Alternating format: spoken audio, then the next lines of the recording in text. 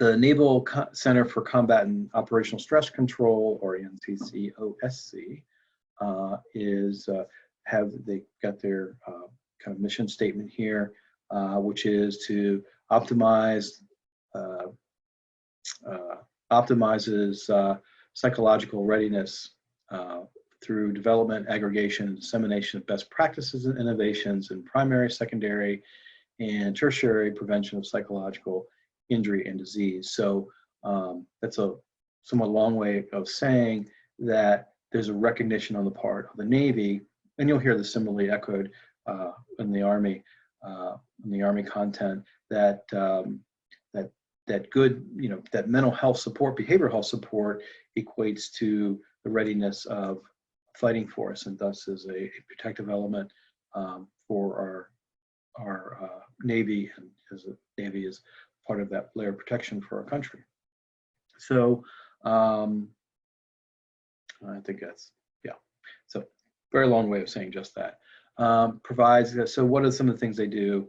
According to their website, provides guidance, expertise, and data-driven processes regarding Navy policy and programs that affect operational stress control. You say, well, why can't they just call it behavioral health or mental health?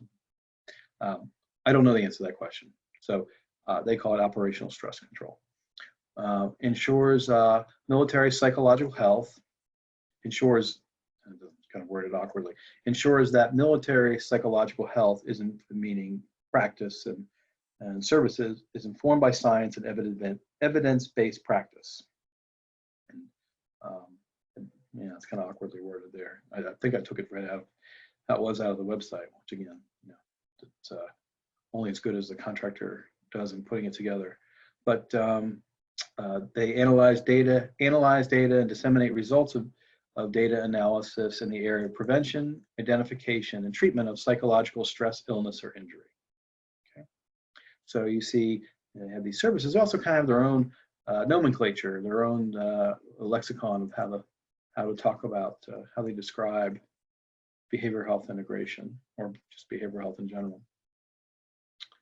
Okay, so so within the Center for Combat and Operational Stress Control, there are a number of programs. So and so in terms of policy, and I think I'm sure we've talked about this at this point in the course, that a lot of times policy is not just in a piece of legislation, but in programs, program structure, program priorities, and where funds are invested. In some ways, that can be more telling what the policy is than a piece of legislation itself. All right, so some number of programs under Combat and Operational Stress Control include Navy Behavioral Health Portal, or Navy BADP, and this is a web-based system that collects at specific time intervals, basically collects data, health data about Navy personnel. So one of the advantages that military systems have, although they don't necessarily have this among interbranch, but within each branch, they have their own medical record system, and it gives them, meaning researchers, a kind of somewhat a unique opportunity, just like with the VA, to analyze health data and be able to kind of get have what we call, this from research class, longitudinal data, meaning that if someone is in the Navy for 20 years, then they're going to have gotten their health care, I would imagine in most circumstances, exclusively through the Navy. And so all that data is much closer to a single system, thus allowing the infrastructure like a behavioral health data portal to do research that's much harder to do in the civilian world, where an individual's, all of us, me, you, our health data is usually kind of scattered across numerous systems. Even if we, unless we go to one specific, get our healthcare in one specific health system for an extended period of time, our data is very dispersed and not it's very hard to kind of collect that data into one place. So so mental health providers, case managers, staff, and leadership access assessment data as a tool to answer a variety of clinical and patient care questions, resulting in a proactive approach to mental health care. Now, just to be clear what that means, or at least to the extent that I'm interpreting it, that is, there's not a provider has, or certainly not, a non-clinical person does not have, you don't go into the Navy portal and say, I want to find out about so-and-so. Rather, if you want to get, particularly for leadership, if you want to get a sense of trends about incidences of alcohol-involved incidences, or the number of reported cases of depression, is it on the rise, is it decreasing, is it stable, those kind of things. The staff at the Navy Behavioral Health Data Portal can answer those kind of questions in a de-identified way for stakeholders with the proper credential and permissions.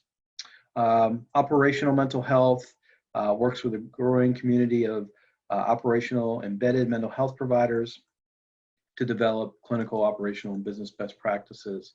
We're going to see a video related to this in a few slides down. Increasingly, the Navy and the Army, and I'm sure the other branches, are having their mental health or behavioral health, across the globe, and where it's needed, getting the care, doing a better job of getting the care to military personnel who are boots on the ground across the world. And in the last 15 years or so, that includes in some cases even on the very quote unquote front lines of conflict or war. I got to go to a CEU training. God, this was probably I don't know, 12 years ago, maybe something along those lines. But the couple of the speakers were for actual social workers and psychologists who were part of I think they called it more like a crisis debriefing team than a behavioral health team. But essentially, they were the team would be deployed to areas all over the globe, and most pointedly areas in Iraq and Afghanistan, where it was determined that they had a spike in need for behavioral health services, and they talked about their experiences there, which was pretty compelling, I have to say. It was impressive. So this one more kind of beyond just treating mental health or substance use disorder problems, but caregiver occupational stress control is the name of this program.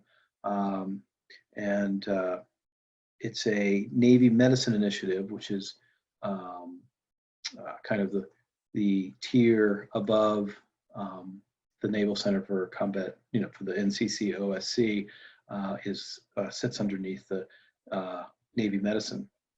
So establish a standardized program designed to promote peer-to-peer intervention, bolster resilience of caregivers, and promote early recognition and intervention of caregivers in distress to maintain mission and personal readiness. So, this is for family members and includes peer intervention.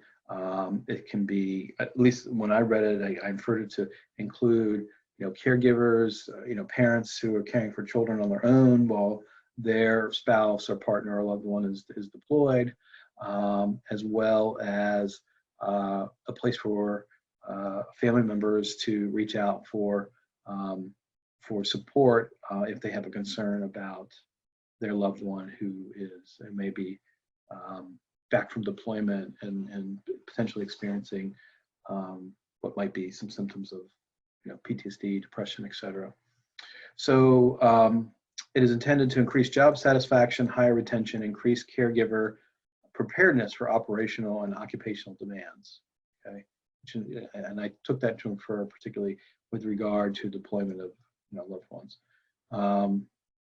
Aims to enhance the readiness of the Navy, of Navy healthcare providers by supporting prevention of stress-related caregiver injury and illness, and supporting the ability to render safe, quality patient care. So, so providing that behavioral health integration support for families as well as the Navy personnel themselves.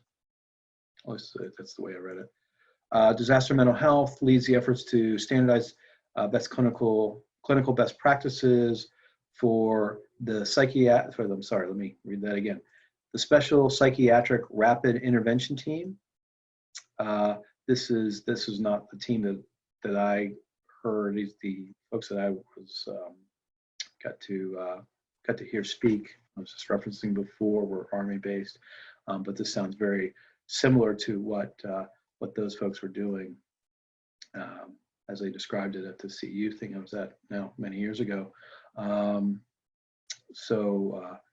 obviously these are maybe if you may not be clear on this. So when we talk about support for Navy personnel, we're also talking about the behavioral health integration support for Marine Corps personnel as well.